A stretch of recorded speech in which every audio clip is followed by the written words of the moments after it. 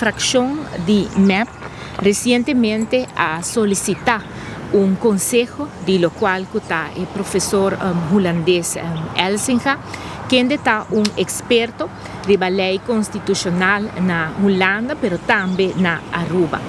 El profesor aquí está indicando y está confirmando que Hofa no está bom para Aruba, no está necesario y también está contra la constitución de Aruba. Visando eso aquí, profesor Elsinga está indicando que Paquico está contra la constitución de Aruba, para sobre Holanda es un de lei, então vou por mira que Holanda tem que tem que dar uma aprovação promete que Aruba por fazer cambio de lei e isso aqui está algo que está vai contra de lo qual que está o direito de budgetrecht, pero também o direito de fazer emenda de parlamento. Tá dois direitos importantes que formam parte do pilar democrático de Aruba e pensei ora em anan lo qual que tem o conceito de lei de Reino Hofa também contra lo qual que está estipulado na Constituição de Aruba, de nos Staatsregeling.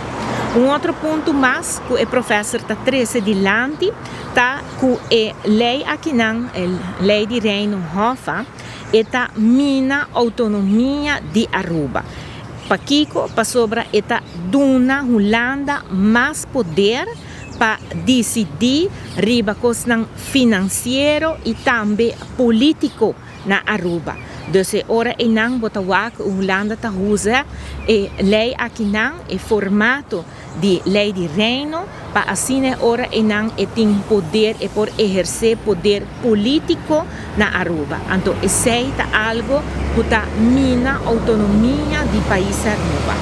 E ponto mais também que o professor tabisa que wak e lei aqui não tá necessário.